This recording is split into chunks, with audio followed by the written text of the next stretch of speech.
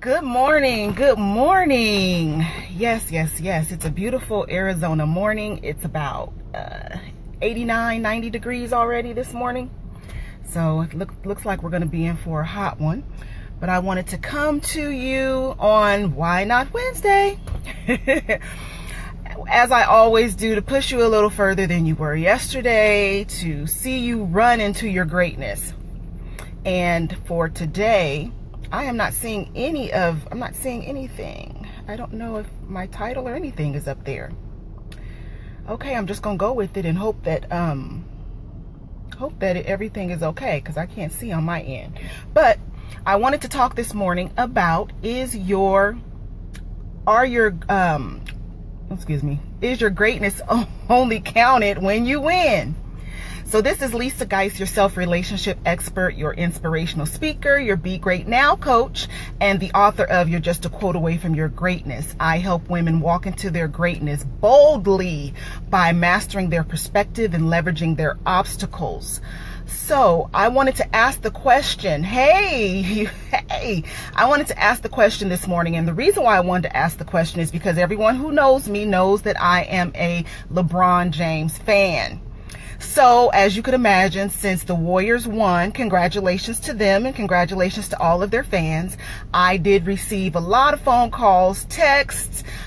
People were videoing me, all that, just ragging on me a little bit, but that's okay. That's what you're supposed to do for your team. You're supposed to go hard for your team, and that's all right. But as I started to listen to all of the commentators, it made me really start thinking about the world that we live in. And one of the things that everyone just kept talking about was, does this diminish LeBron's greatness? Does this mean that he's not the GOAT? And, just different things like that.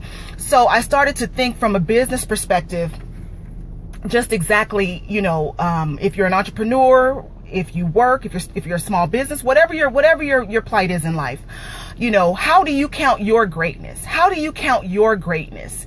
And it made me really start to dive in a little deeper on how much the world will build you up to knock you down. So that's why it's so important that we as people, that we understand exactly who we are at all times. So one of the things that one of the commentators said was that he never wants to hear that LeBron is great again.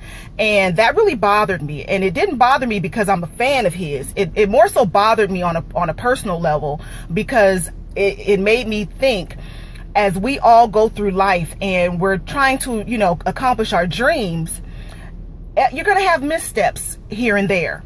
And does that mean that if you put your dream out there and that particular way of putting it out there didn't work, does that mean that you're no longer supposed to go after it? Does it mean that you no longer are supposed to look at yourself as someone who has the potential to be great, or that you're someone who is already great? It really made me start to think about those things. And so what it also brought me back to is why it is so important that we don't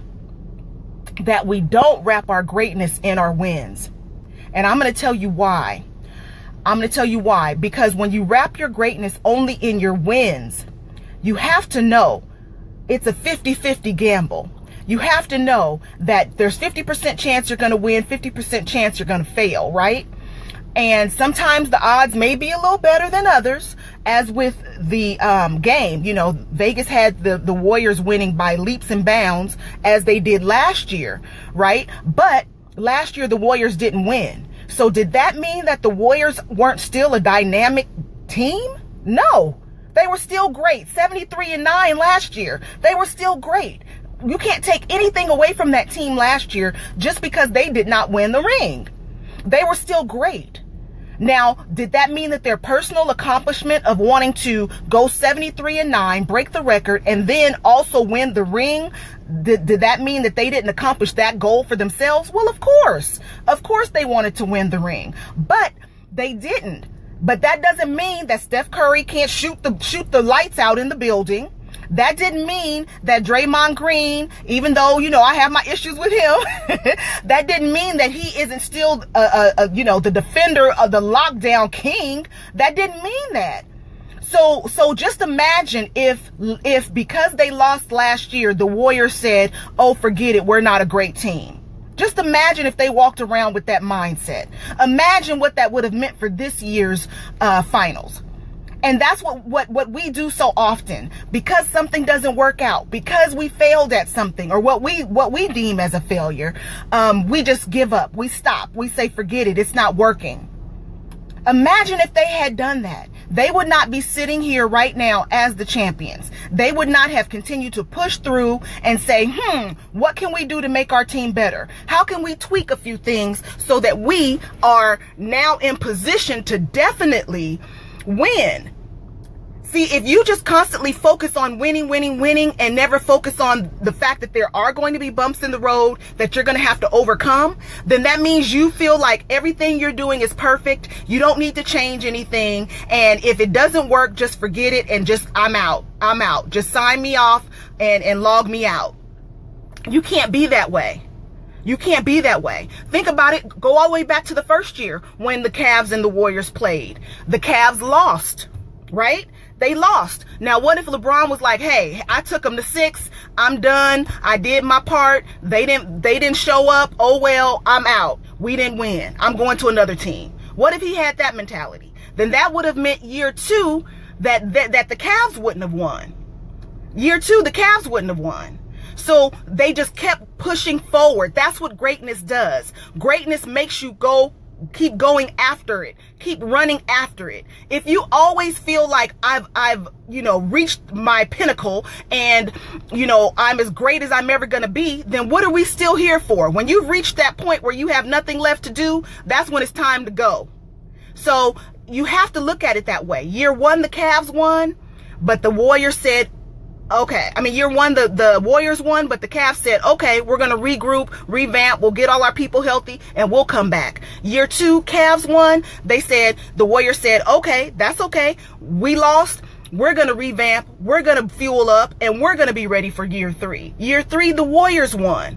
Now, I don't know what's going to happen next year, but my point is that both teams kept fighting. Both teams did not give up. They did not wrap their greatness in their wins, even though all the commentators and all, people were talking about, oh, they must not really be that great because they lost. And, oh, come on. We have to get over putting our stock in someone else's field. Okay.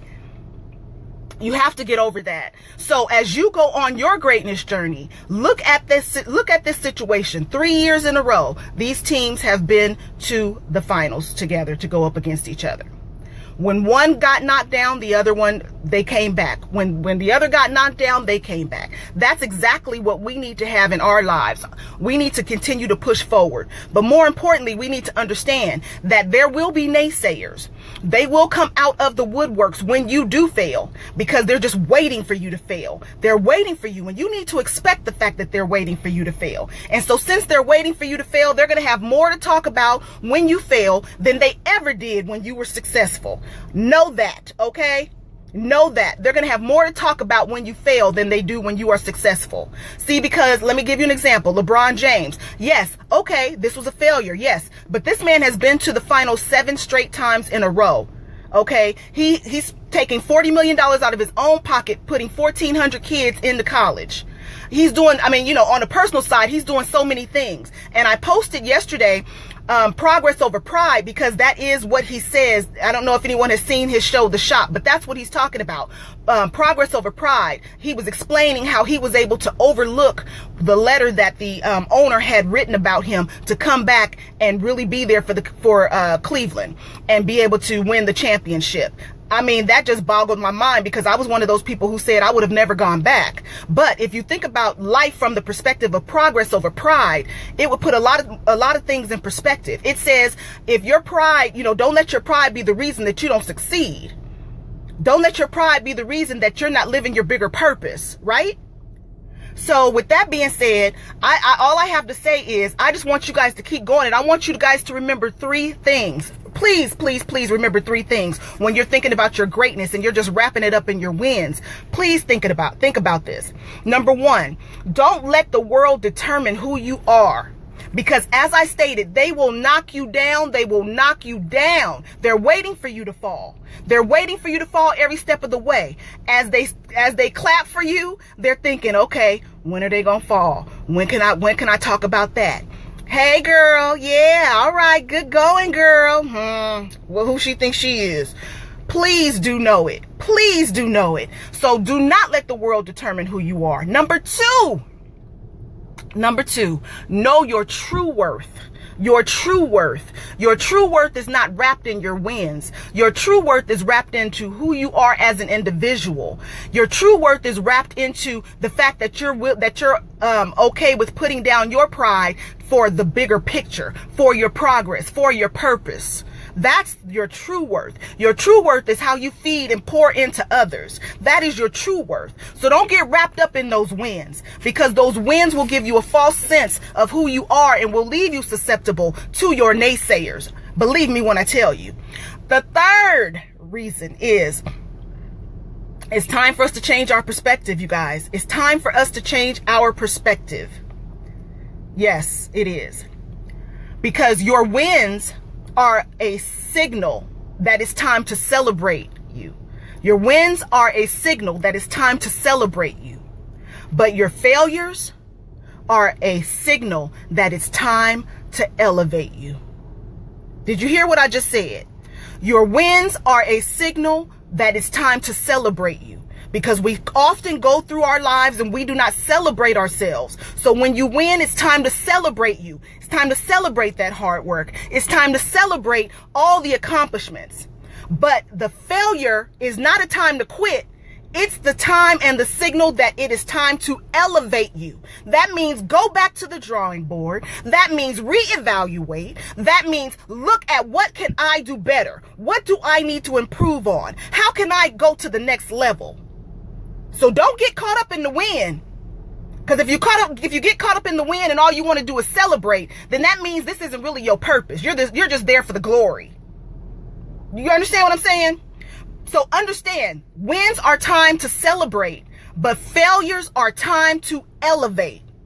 So I will say that last year was the Warriors' time to elevate, which is what they did. They elevated by going to get Kevin Durant. This year, it was their time to celebrate because they made the right move. They made the right move to enhance their greatness. So now it's time for the Cavs to elevate because of this failure. It's not time to give up. I just want you guys to know that. I know I'm on my soapbox this morning, but I mean, I've been bombarded with all these messages and I just had to come share it with you guys. So please, please, please, whatever you do, know your worth, know your worth, your true worth, not the glam worth, your true worth. And even when someone questions your greatness, make sure you personally believe and know that you are great. Sometimes the world will just, get on a bandwagon and they'll ride with it. Because sometimes people just can't seem to fathom that they could be great too. So in order for them not to feel bad because they're not walking in their purpose, they have to put you down for walking in yours. Yes, I said it. I said it. So you just have to keep, you keep praying for them. We're going to be nice this morning. Keep praying for them, but you keep it pushing. And you let people know at all times that regardless to what they think or what they say about you, you know your true worth and that your wins are for you to celebrate, but your failures are for you to elevate. And when it's all said and done, you let them know that regardless to a win or a fail, you are always, check my shirt out. Can y'all see that? What my shirt say? Dripping greatness. Yes, you are always dripping greatness. What? So I don't care that the Cavs didn't win this year. LBJ is always dripping greatness to me, okay? So this is Lisa Guice, your inspirational speaker, your Be Great Now coach, your self-relationship expert, and the author of You Are Just a Quote Away from Your Greatness. And don't let nobody else tell you different. Until we speak again, always remember to be loyal to your greatness and live your greatness out loud.